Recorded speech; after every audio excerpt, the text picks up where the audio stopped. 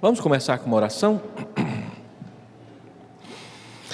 Deus querido, Pai amado, nós nos apresentamos na Tua presença para rogar ao Senhor que faça desse tempo que separamos para estar aqui nessa casa um tempo proveitoso para a nossa edificação, para o nosso crescimento espiritual como servos e servas do Senhor. Queremos pedir que aquilo que foi preparado para essa tarde seja abençoado por Ti e seja usado para cumprir o Teu propósito nas nossas vidas. Abençoe todo este evento, o seu propósito, as suas intenções, o que o Senhor mesmo tem preparado para cada um. Te agradecemos o grande número de inscritos e somos plenamente gratos ao Senhor porque esse evento vem crescendo a cada ano. Pedimos que isso seja prova da Tua parte de que tem sido bênção. E permita, Senhor Deus, que a fé reformada encontre raiz no nosso país para que pessoas que estão cansadas de práticas espirituais que não abençoam, que não são realistas e nem verdadeiras, possam encontrar na Tua palavra, em primeiro lugar, aquele consolo que o Senhor prometeu àquele que te segue e àquela que te segue. Rogamos que o Senhor nos abençoe com a luz do Teu Espírito Santo, em nome de Jesus.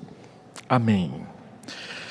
O nosso tema para essa oficina é a piedade segundo João Calvino, e esse tema ele está intimamente ligado a um livreto de Calvino que foi publicado em 1539, chamado A Vida do Homem Cristão, que em português está publicado com o nome de A Verdadeira Vida Cristã, pela editora Novo Século.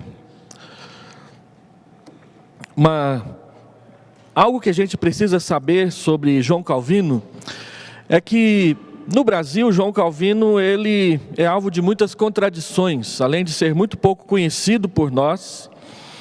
Muito do que a gente ouve a respeito de João Calvino é quase que de segunda mão e colocado de uma forma negativa. Tirando isso que vem de fora, do meio daqueles também que se dizem calvinistas, nós temos algumas dificuldades. A primeira grande dificuldade que nós temos com João Calvino é que ele só começou a falar português de 15 anos para cá. Calvino não falava português, falava inglês, falava francês, falava latim, mas português ele não falava. Então, a primeira obra de Calvino traduzida para o português foram as suas Institutas em 1983, com mais de 100 anos de atraso. E o que foi ruim foi que, embora houvesse essa primeira tradução das Institutas em 1983, ela veio com um português elevadíssimo que ninguém entendia. Eu me lembro que foi bem no início da minha conversão. Eu fiz a minha pública profissão de fé em 1983, em agosto de 83. Então o nome Calvino começou a aparecer de vez em quando no sermão do pastor da nossa igreja, ali na cidade de Anápolis. Então eu pedi para ele, eu queria ler sobre esse camarada aí. E ele me emprestou as suas Institutas, novinha, acabada de ser publicada. E eu não entendi quase nada daquilo lá. Aí eu disse para ele, pastor, mas Calvino é muito difícil, né? E ele, assim, sem ter muito o que dizer, ele disse, é mesmo, Calvino é muito difícil, Calvino é muito difícil. Mas depois de formado, já ali por volta de 1992, começaram a surgir os primeiros comentários de João Calvino em português, traduzidos pelo reverendo Walter Graciano Martins, que inclusive mora aqui na nossa cidade. Um dos seus filhos é membro dessa igreja aqui. E comparando aquela primeira tradução com essas novas traduções dos comentários, a gente entra em choque. Como que um Calvino das Institutas é tão difícil e o Calvino dos comentários é tão simples, tão fácil? O mesmo pastor que havia me emprestado as Institutas em português, ele tinha em espanhol e ele disse, olha, lê em espanhol para ver o que você acha. E eu que não sabia nada de espanhol, entendia Calvino melhor em espanhol do que em português. Então, aquela primeira tradução, ela, com todos os méritos que ela tem, ela prestou um desserviço ao calvinismo brasileiro. porque ela esparramou pelo país a ideia de que Calvino era difícil de entender, uma vez que ele falava um português elevadíssimo. E isso atrapalhou nós nos aproximarmos de Calvino melhor. Então, Calvino começou a falar o português que nós entendemos somente de 15 anos para cá. Hoje nós já temos 3 edições das Institutas traduzidas, 4 se levarmos em conta aquela vermelhinha com as notas do reverendo Hermes Maia. E cada ano que passa, graças a Deus, as pessoas vêm conhecendo mais. Então a pergunta que vem a seguir: como que era esse Calvino como cristão? Nós já temos conhecido um pouco a respeito da sua biografia, não vou repeti-la aqui hoje, nessa tarde. Mas eu gostaria de começar então falando que falar sobre a piedade de João Calvino é um tema desafiante e empolgante, pois nos surpreende o quanto conhecemos pouco esse reformador que é tão importante em todo o seu labor teológico. A piedade de João Calvino, ela deve ser vista não apenas no modo como ele viveu, e isso nós temos visto proliferar na internet vários artigos e textos falando sobre como Calvino era como pastor, como era a sua piedade pessoal, sua vida de oração, o seu trato com a igreja, como que ele lidava com a música e essas coisas todas. Mas ao falarmos da piedade de João Calvino, nós precisamos também levar em conta o modo como ele fazia teologia. Porque o modo como ele vivia o seu cristianismo trazia, sim, muita importância, influência e consequência para o modo como ele entendia que ele deveria falar sobre Deus. Aquilo que nós cremos motiva e povoa aquilo que nós escrevemos. Assim, 2 observações iniciais que nós precisamos prestar atenção quando falamos de Calvino. O primeiro deles é o título das Institutas. Essa é a capa da primeira edição das Institutas de 1536, quando ela tinha pouco mais de 20 capítulos. Em 1559, na sua última edição, ela já tinha mais de 80 capítulos. Então, quando nós falamos assim, Institutas de João Calvino, é só o que a gente sabe, mas naquela época o título de uma obra não era tão resumidinho assim.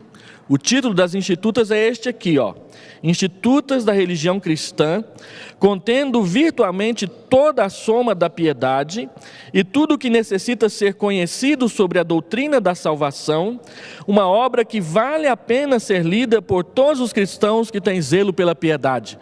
Ufa! Isso tudo é o título das Institutas.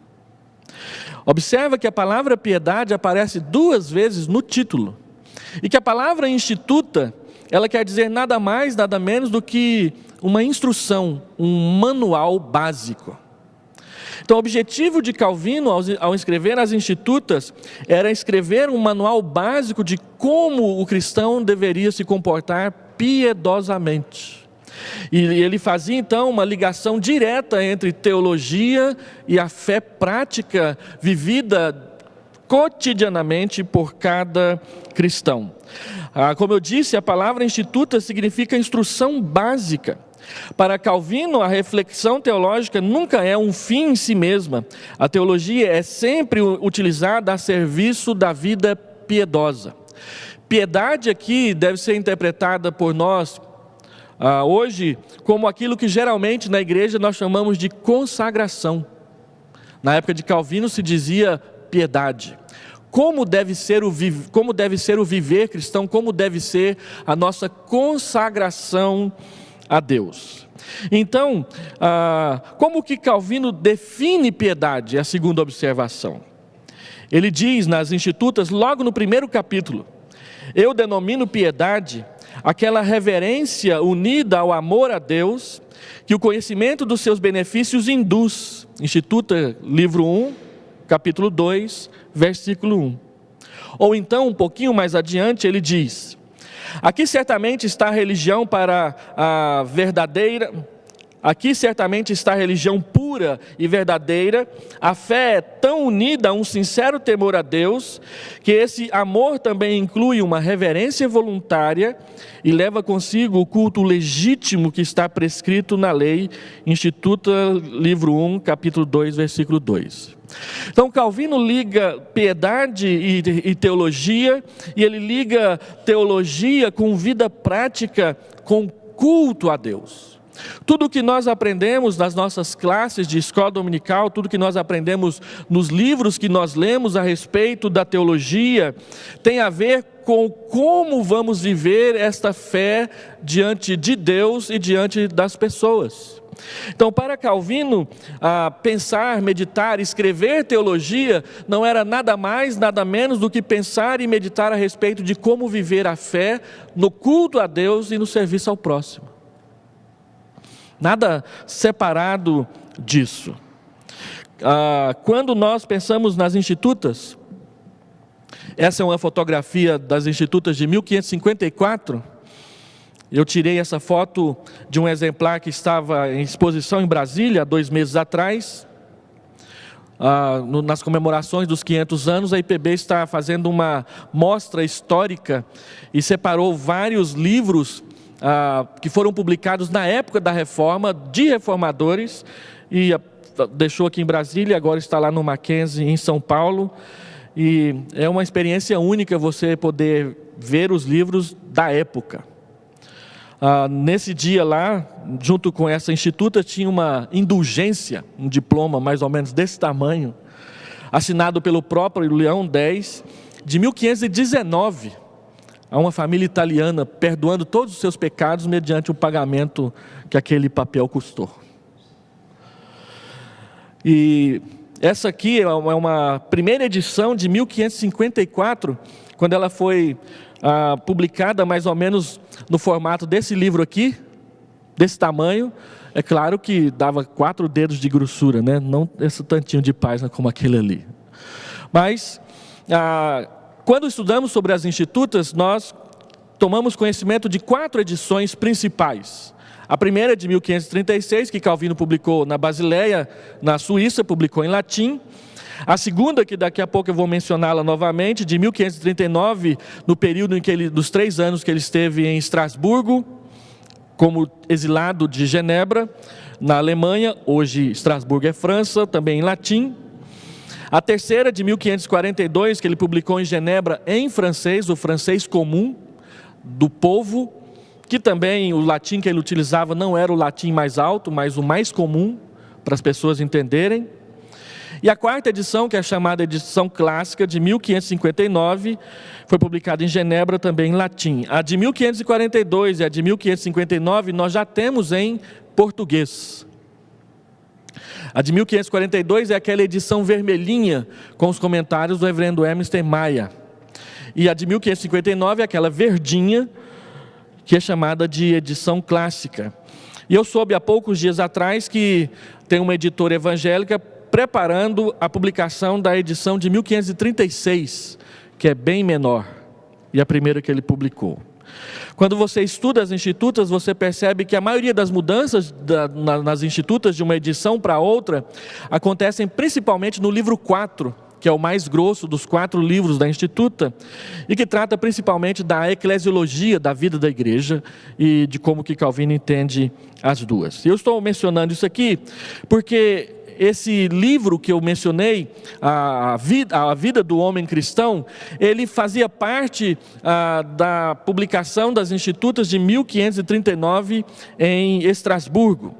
Ele publicou a sua segunda edição ali e acrescentou então uma seção que ele colocou em latim, Vita Hominis Christianiti, em latim, e depois também ele publicou um livro separado em francês. E ele gostou tanto desses 5 capítulos das institutas, capítulos novos que ele havia acrescentado, que ele achou melhor fazer uma publicação à parte deste livreto, que ele deu o nome de A Vida do Homem Cristão, e foi publicado agora em português como A Verdadeira Vida Cristã. Neste livro, nesse pequeno livro, nesse livreto, Calvino, ele trata a respeito de como ele entende que deve ser a vida cristã vivida cotidianamente. E o que é interessante é que ele publica esse livreto dentro das Institutas, bem na seção em que ele está tratando sobre o arrependimento. Quem estuda teologia sistemática, o arrependimento faz parte daquilo que nós chamamos de Ordo Salutis, a ordem da salvação. Então, quando o Calvino trata do arrependimento, ele acrescenta 5 capítulos a respeito de como deve ser a vida do discípulo de Cristo, do servo de Cristo. O que Calvino está fazendo não é nenhuma novidade, pois na sua época era comum pessoas escreverem livros a respeito de como deveria ser a vida cristã diária. Thomas à Kempis havia publicado, antes de Calvino, a Imitação de Cristo, que nós já temos em português, uma visão católica contemplativa a respeito da vida cristã. Na mesma época de Calvino, um pouco antes, Erasmo de Roterdã havia escrito A Vida do Soldado Cristão, que é um método de como o cristão deve se comportar diariamente.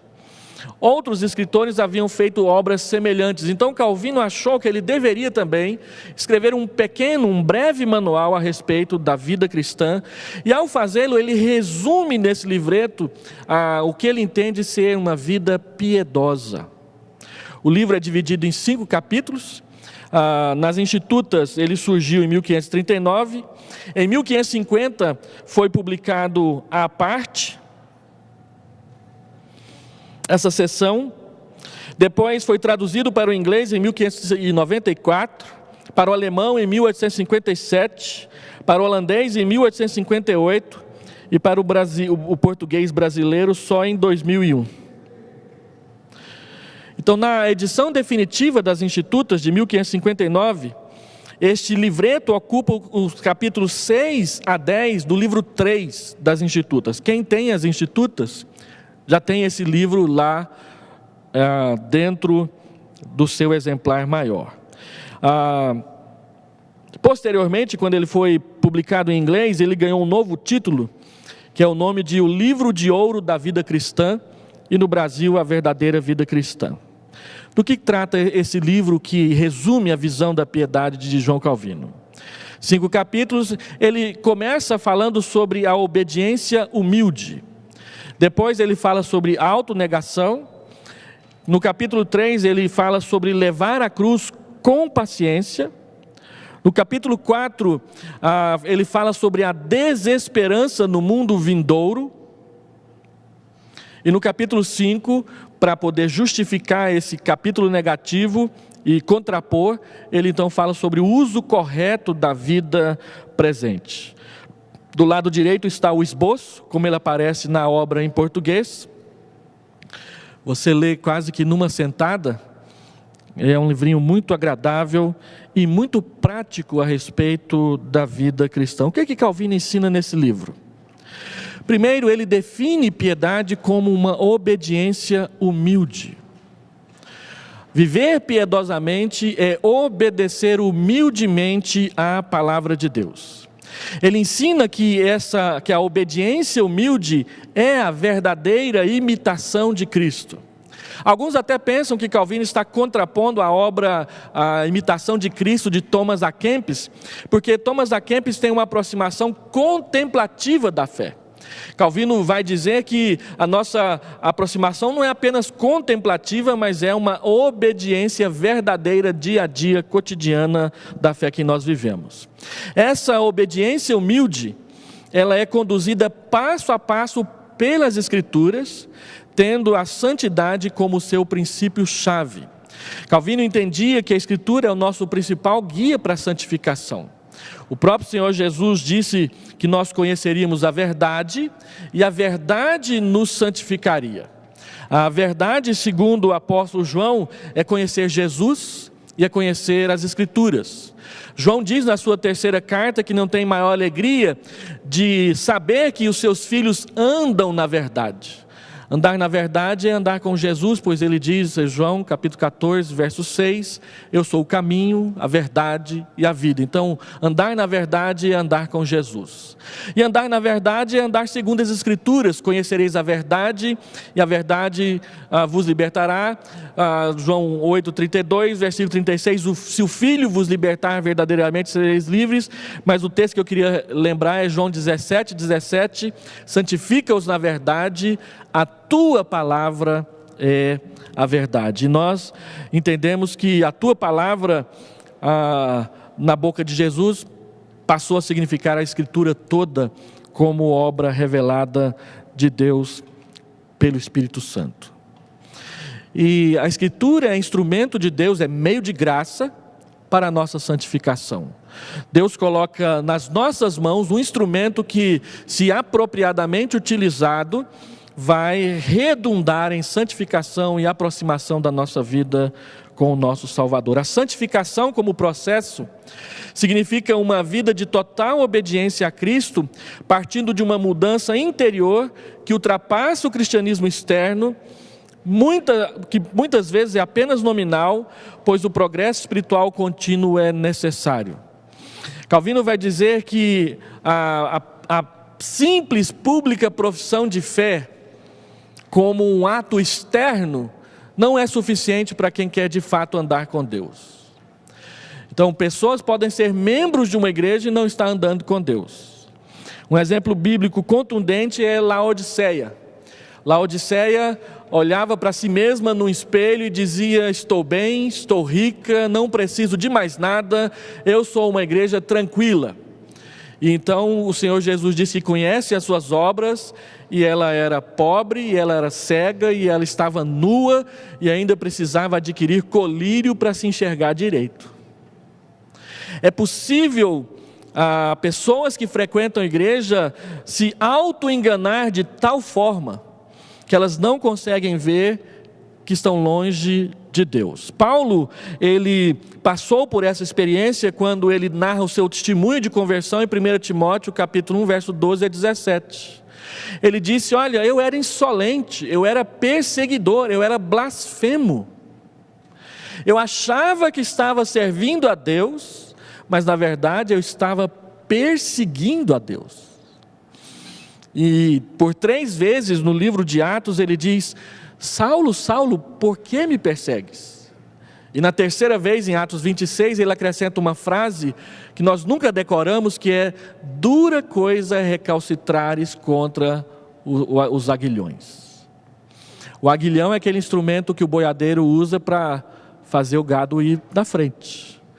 Deus vai nos conduzindo na história, usando muitas vezes aguilhões, porque nós não nos deixamos adestrar, usando a figura de Calvino. Então, simplesmente proclamar a fé publicamente de forma externa não é suficiente como prova de uma vida piedosa que agrada a Deus, porque o progresso espiritual precisa ser contínuo e ele precisa se manifestar.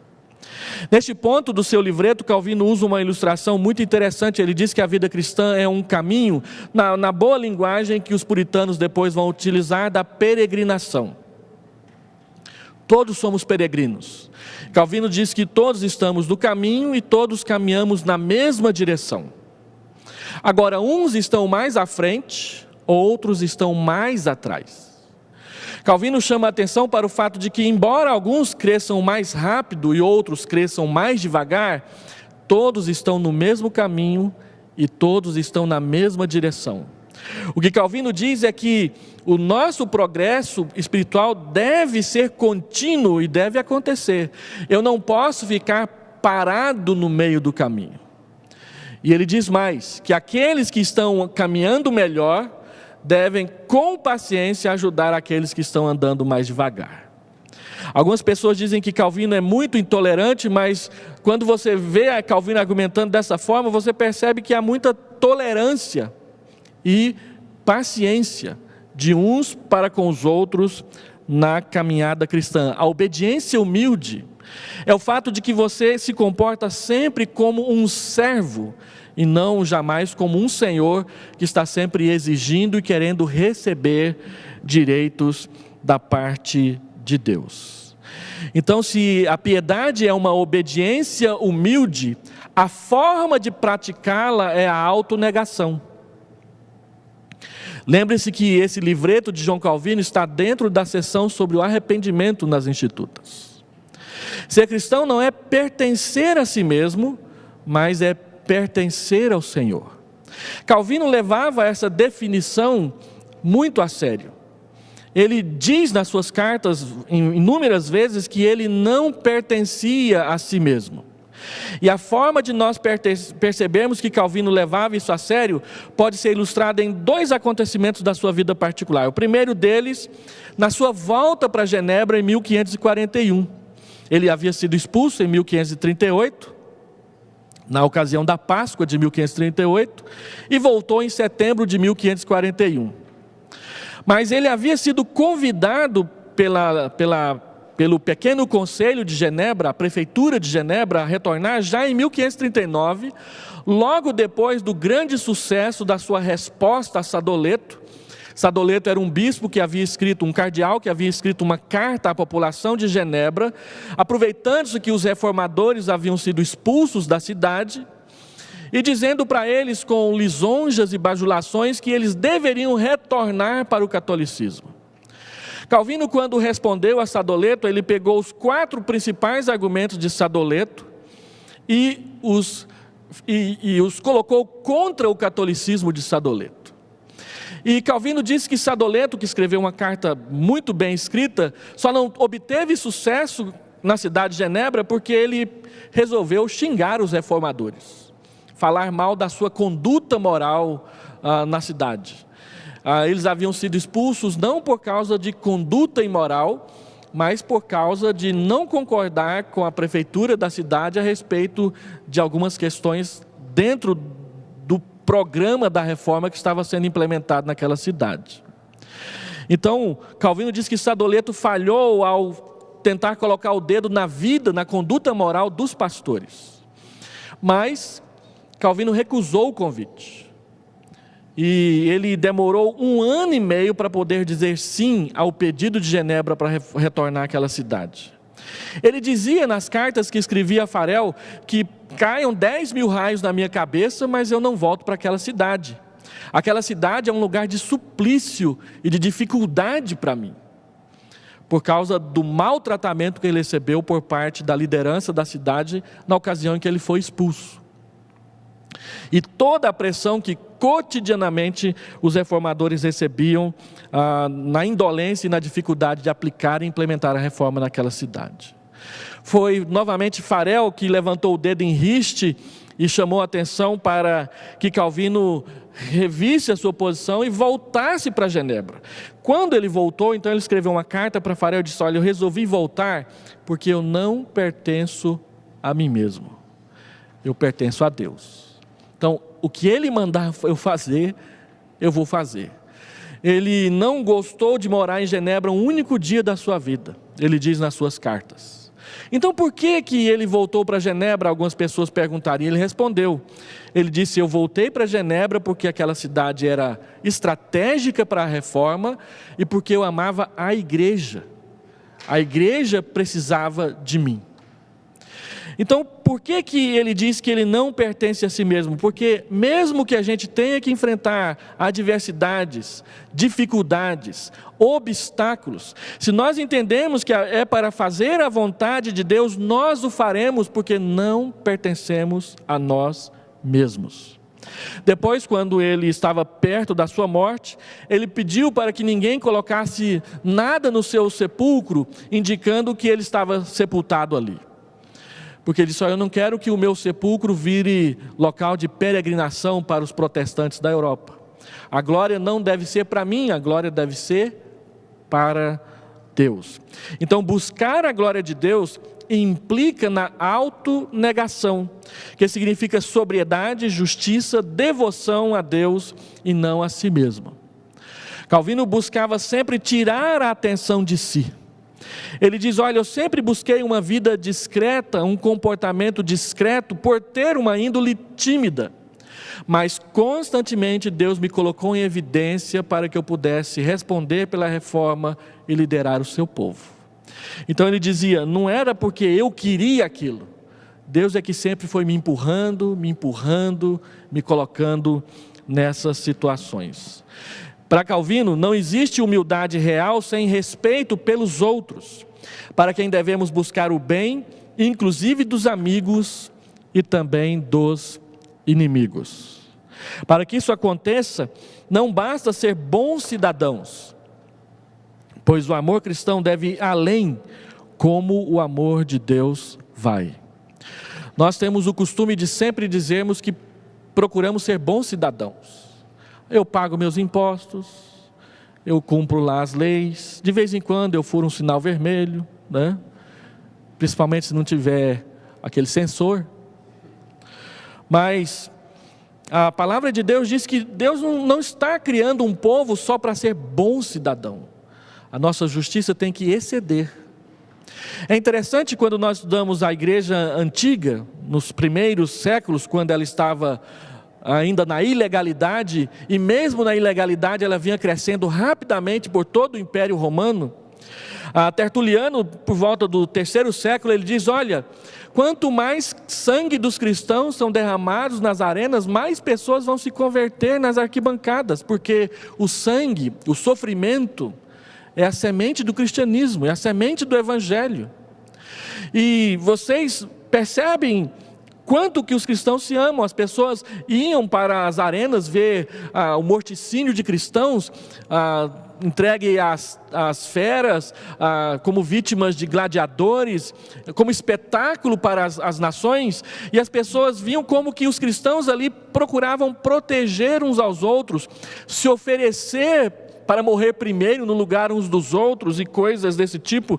Então as pessoas ficavam balbuciando lá nas arquibancadas, vejam como eles se amam. Naquela época, quando tinha aquelas pestes, famílias deixavam seus parentes para morrer nas calçadas, nas esquinas das ruas, porque não tinham o que fazer. E cristãos vinham e buscavam aqueles doentes para o seu meio, cuidavam deles e os devolviam com a saúde restaurada para a sua família. E eles então diziam, vejam como eles se amam. O cristianismo de fato cuida, o cristianismo não abandona, o cristianismo se interessa. Para que haja piedade, nós precisamos aprender a nos interessar pelos outros. A nossa motivação em nos interessar pelos outros não é conseguir prêmios e méritos para a nossa própria salvação, mas é porque, sendo salvos e tendo sido alvos do perdão e da bondade de Deus, agora nós vamos praticar com os outros. Aquilo que o reverendo Heber Júnior disse ontem à noite, quando conhecemos a grande história, a nossa vida passa a ser modificada paulatinamente por saber o que Deus tem preparado para nós. E ele então diz, não há felicidade sem a bênção de Deus, assim como não há felicidade na obtenção de riquezas e de honras somente.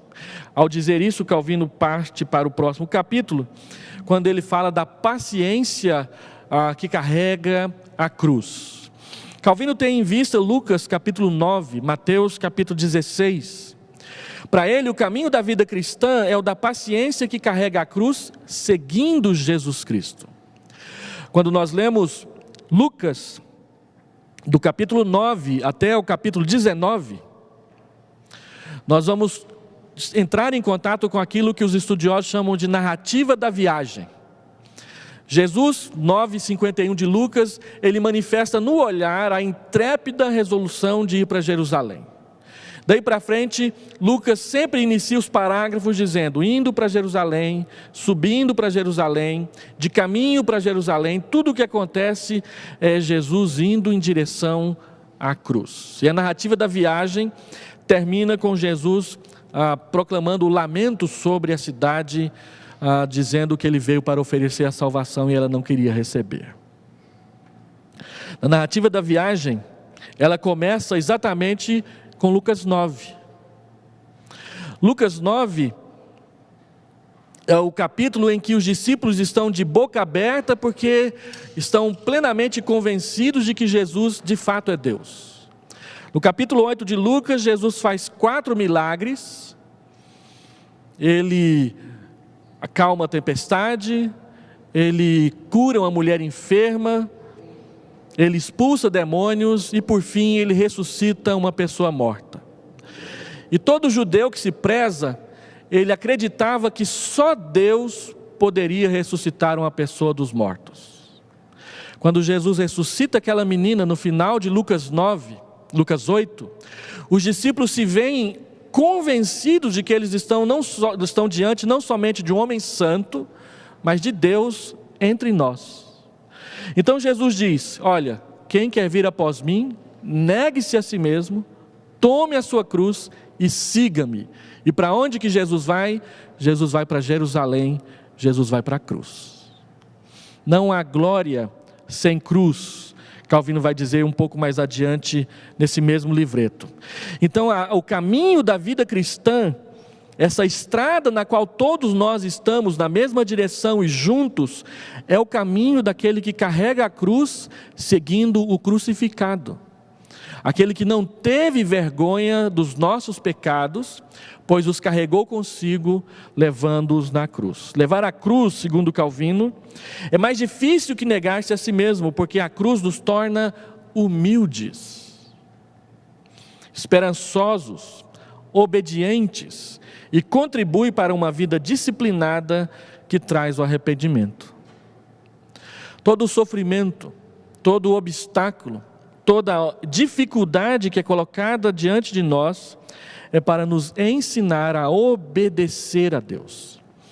Nessa mesma semana, enquanto nós estamos aqui reunidos em Encontro da Fé Reformada, está acontecendo em Águas de Lindóia mais um CBM, Congresso Brasileiro de Missões. Quase 2.000 pessoas devem estar reunidas lá agora discutindo os caminhos missionários da Igreja Evangélica Brasileira. Eu participei dos 3 últimos. No último deles, há 3 anos atrás, o CBM se propôs a responder 2 perguntas. Aliás, respondeu uma pergunta e ele ofereceu 2 respostas para essa pergunta. A pergunta era a seguinte: por que o movimento missionário brasileiro parou de crescer? Há 10 anos atrás, quando os evangélicos oficialmente eram 13,5% da população, nós tínhamos quase 10.000 missionários transculturais nos campos. 10 anos depois, oficialmente sendo 23,5% da população brasileira, e algumas agências evangélicas chegam a dizer que na verdade é 33% da população brasileira. Como que crescendo 20% em termos de população do Brasil, que é de milhões, o número de missionários de todas as igrejas evangélicas do Brasil se mantém o mesmo por 10 anos. A igreja mais que dobrou de tamanho, mas o número de missionários que ela envia é o mesmo até hoje. Uma das 4 igrejas que mais cresce no mundo, que é a brasileira. E a resposta foi dupla. A primeira delas é que a igreja brasileira se envolveu com a teologia da prosperidade. Por que nós não mandamos mais missionários? Porque quem está preocupado em ganhar dinheiro não dá oferta para missões. A teologia da prosperidade diz que você tem que ter a melhor casa, o melhor carro, o melhor salário e aparentemente a melhor vida da sua rua, do seu bairro, do seu setor. Para que você mantenha essa aparência, você tem que gastar dinheiro. Quem gasta dinheiro para mostrar que está bem, porque tem recebido bênçãos materiais de Deus, não dá oferta para a obra missionária. E à medida em que a teologia da prosperidade cresce no Brasil, o movimento missionário brasileiro se encolhe. E a segunda resposta, que tem a ver com o que Calvino está dizendo aqui, é que a igreja brasileira não desenvolveu uma teologia do sofrimento que seja bíblica. Nós vivemos na época do pare de sofrer. Toda hora passa um carro aí na rua dizendo: pare de sofrer. Se você vê vultos, se você não tem apetite, Se você tem problemas com isso, venha para a sessão do descarrego total ou do descarrego espiritual e nós vamos mandar todos os demônios da falta de apetite, da anorexia, dessas outras coisas embora da sua vida. Pare de sofrer.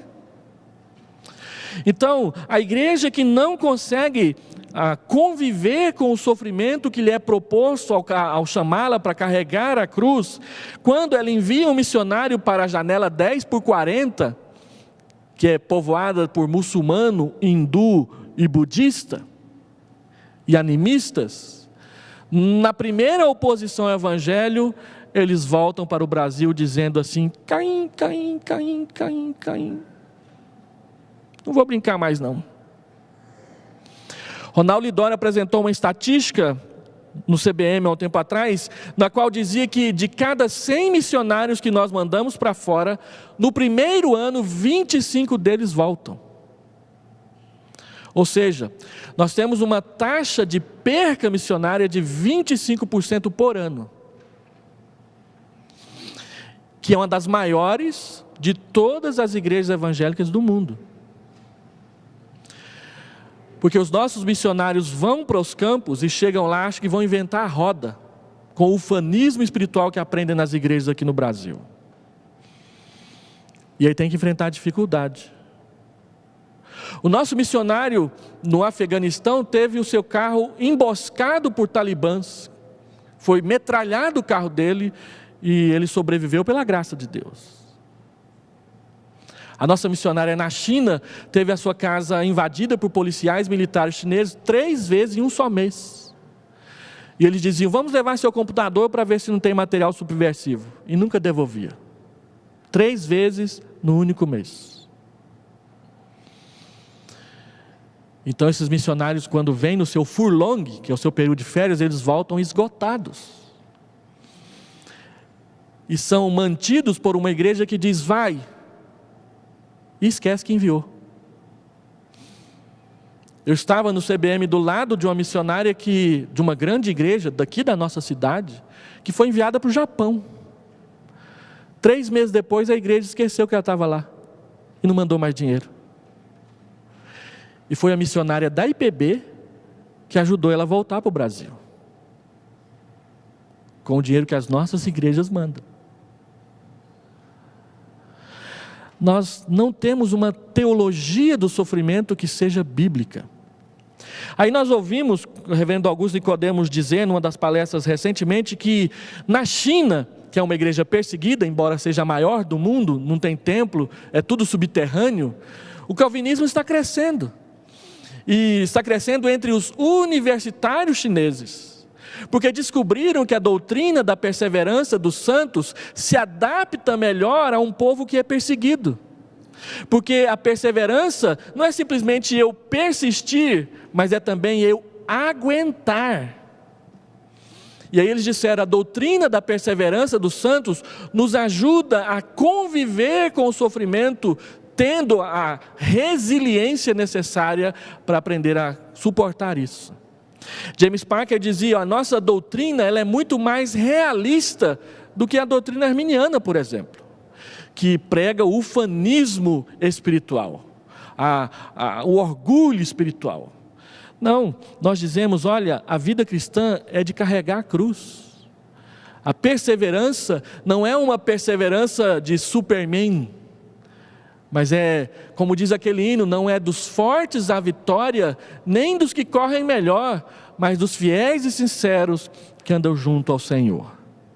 Que a luta, ela é grande, ela é difícil, e a gente sai marcado dela, mas a gente vence por causa daquele em pé ao lado do trono. Todas as outras vezes ele está sentado no trono. E ele está em pé para receber o seu servo. Então, diante de todo o sofrimento e dor, porque Estevão está sendo apedrejado, ele vê a boca da morte, mas atrás da morte e acima da morte ele vê Jesus. E é isso que lhe permite descansar em paz, ainda que a sua morte seja uma morte com intensa dor, como a que ele viveu. Todo mundo conhece aquela famosa expressão que todo presbiteriano e batista gosta de dizer: pastor, não tenho medo da morte, eu tenho medo de como que eu vou morrer. Então eu não tenho medo de morrer, eu tenho medo de morrer atropelado. Eu tenho medo de morrer com um câncer que fica me corroendo por anos a fio. Eu tenho medo de morrer queimado, afogado. Então a gente fica, por causa de como, preocupado em como que a gente vai morrer, a gente acaba tendo medo da morte mesmo. Mas recentemente eu li, aqui na livraria da Fé Reformada tem, aquele livro, Esse Deus, Essas Mulheres e Seu Deus Maravilhoso, da Noel Piper, esposa do John Piper. A primeira das biografias que ela escreve nesse livro é a biografia de Sarah Edwards, esposa de Jonathan Edwards. Jonathan Edwards pastoreou a igreja de Northampton por 23 anos de bênção e de reavivamento espiritual, que atingiu os Estados Unidos inteiro, é chamado o primeiro grande despertamento norte-americano. Um homem de Deus, que agora que a igreja brasileira está começando a conhecer quem foi Jonathan Edwards. Então, a esposa dele, ele foi demitido da igreja de Northampton depois de 23 anos de abençoado ministério e foi para a região de fronteira, para uma igreja que ficava próxima a tribos de Apaches, para os seus irmãos terem uma ideia, e florestas. Então ele dizia o seguinte, que todos os dias no culto doméstico, ele e a esposa conversavam sobre a morte com seus filhos. Porque era comum naquela época a maioria dos filhos morrerem ainda pequenos por causa da dificuldade daquela marcha para o oeste, não ter hospitais fácil e por estarem próximos a uma floresta, aparecer um leão da montanha, uma ursa brava, uma cobra venenosa, e então muitas crianças morriam nessas regiões. E por causa disso, então, no culto doméstico, eles falavam sobre a morte com seus filhos, não para traumatizá-los, mas para prepará-los para o céu. E o que é interessante é que nenhum dos filhos deles morreu na infância. Todos chegaram à idade adulta, eles tiveram 11. E se tornaram pessoas que abençoou a igreja norte-americana de várias formas. E todos se tornaram crentes e não pessoas traumatizadas, porque conversar sobre a morte não era filme de terror, mas era falar sobre Deus e de como estar na presença de Deus. Então não precisamos ter medo da morte. Crentes amadurecidos não têm medo da morte, porque sabem que a morte é só um portão que a gente vai atravessar para as bênçãos maravilhosas da eternidade. E por último, então, Calvino diz: olha, se nós não devemos ficar presos a essa vida, como devemos usar corretamente essa vida? Ele se lembra de João 17, quando o Senhor Jesus fala: olha, não rogo que os tires do mundo, mas que os guardes do mal. E aí ele fala que a forma de nós tirarmos bom proveito desta vida é evitar extremismos. Consciente de que as coisas terrenas são presentes de Deus e que recebidos com gratidão evitará que abusemos deles. Tudo o que nós temos, tudo o que nós somos, tudo o que nós fazemos, temos que entender como partes, componentes da vontade de Deus para a nossa vida. E que se Deus colocou na nossa mão, nós devemos aprender a usar para a sua glória tudo o que recebemos. Ele então diz: vivamos com moderação. Hollywood escolheu sempre dar cacetada no calvinismo. A gente assiste os filmes norte-americanos, toda aquela ênfase em liberdade e tudo mais, mas esquecemos que tudo aquilo é uma armação contra o calvinismo, que sempre foi majoritário nas igrejas norte-americanas durante séculos.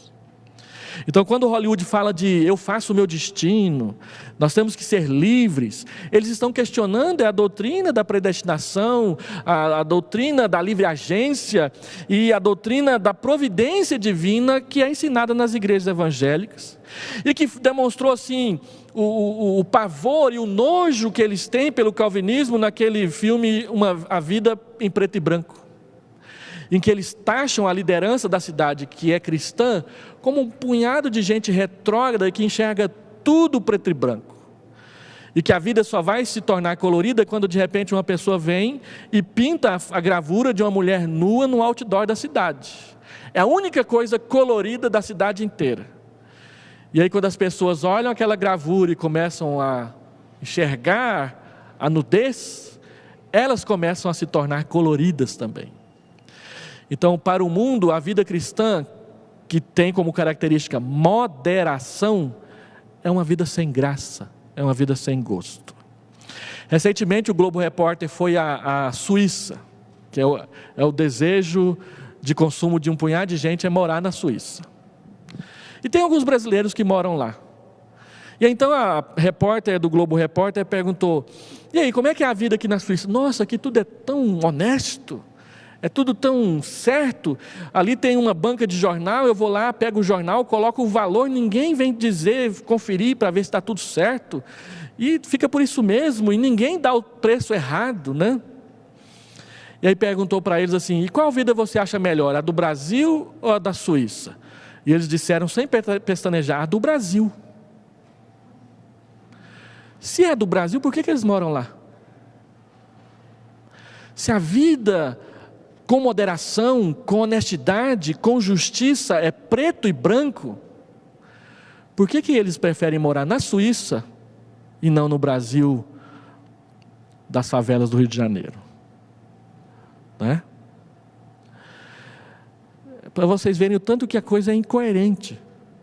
Calvino diz: é uma vida com moderação, sendo pacientes e contentes com a graça divina, mesmo sofrendo privações. E sejamos fiéis ao chamado de Deus para as nossas vidas. Então eu quero terminar. 3 aplicaçõezinhas. Primeiro, nós precisamos perguntar a nós mesmos como conduzimos a nossa vida piedosa. Nós levamos a sério o cristianismo que nós lemos nas nossas Bíblias? Calvino entendia que as Escrituras deveriam conduzir tudo em nossas vidas. Nós dizemos: a Bíblia é nossa única regra de fé e conduta. Mas parece que é só da boca para fora. Basta alguém chamar-nos a atenção com respeito a uma conduta nossa que se desviou da Escritura, que nós já vamos dizendo: cuida da sua vida que eu cuido da minha. Ai do pastor que vier me chamar a atenção por causa da roupa que eu estou vestindo ou do excesso de batom que eu estou usando. Dá licença. Então, ler a Escritura parece mais ou menos aquele exercício de dizer aquilo que o pastor Miguel Nunes diz no primeiro dia, que as pessoas ficam escolhendo o que da Bíblia que vão ouvir, né? Então, tem até aquelas Bíblias com as palavras de Jesus em vermelho, que parecem entender que as palavras de Jesus são mais inspiradas que a de Paulo, ou que o Novo Testamento é mais santo que o Antigo. Mas nós cremos que a Bíblia inteira é a palavra de Deus, e ela é guia para a nossa santificação. Então, se eu particularmente, pessoalmente, não levar a sério o que a Escritura diz, pouco poderá se fazer a liderança da igreja para me ajudar nesse sentido. Paulo diz: levai as cargas uns dos outros, mas 4 versículos depois ele diz: cada um levará o seu próprio fardo. Então, quando houver dificuldade, um ajuda o outro, mas há coisas que eu não posso fazer no seu lugar. Eu não posso orar no seu lugar, eu não posso frequentar a igreja no seu lugar, eu não posso ser honesto no seu lugar, eu não posso falar a verdade no seu lugar. São responsabilidades suas, e que você responderá por elas pessoalmente na presença de Deus. Isso tem a ver com vida piedosa, e não é legalismo. Segundo, precisamos estabelecer criteriosamente como vamos construir a nossa peregrinação. Estamos todos no caminho, estamos todos juntos no caminho. Como nós vamos caminhar? Quando R.C. Sproul tinha 17 anos, ele estava a ponto de abandonar a igreja. Ele conta naquele livro Antes de Partir, da editora Fiel, que tem aí na livraria, que o seu pai chegou para ele e disse: filho, preste bastante atenção. como você vai morrer determina como você deve viver. Se você vai morrer com Jesus, então viver com Jesus na eternidade vai determinar todas as suas escolhas, decisões e comportamentos aqui antes desse encontro. Agora, se você vai morrer sem Jesus, qualquer coisa que você fizer aqui não te levará à presença dele. Então, como você vai morrer? Com Jesus ou sem Jesus? E ele então disse que a partir daí ele tomou a decisão de andar com Jesus. Nós queremos viver a vida presente sem pensar na eternidade. E a Bíblia diz que nós temos que viver a vida presente porque o nosso coração, o nosso olhar e o nosso objetivo está na eternidade. O nosso comportamento, a nossa fala, as nossas ações de agora são determinadas pelas promessas que virão depois e vão se cumprir. Então, a como vamos morrer determina como devemos viver. E por último, precisamos parar de separar vida de teologia e teologia de piedade. James Packer, nos seus livros, ele costuma dizer quase sempre que para ele teologia é doxologia. Doxologia é adoração. Isso nos remete então à primeira definição de Calvino de piedade. O que é piedade? Piedade é como eu adoro a Deus. Tudo que eu aprendo de teologia, tudo que eu aprendo de doutrina, é para me ensinar a adorar a Deus. Capítulo 1, versículo 1 das Institutas, Calvino diz que, na medida em que nós conhecemos a Deus, quanto mais conhecemos a Deus, mais conheceremos a nós mesmos. E quanto mais conhecemos a nós mesmos, mais conheceremos a Deus.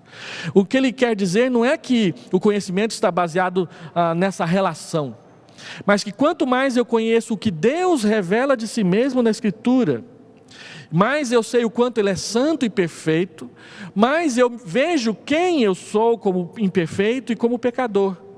E quanto mais eu percebo o meu pecado, a minha depravação, a minha condição de caído, mais eu percebo quão grande, quão santo e quão glorioso é aquele que escolheu me amar e eternamente me salvar. E o resultado disso, segundo Calvino, é adoração.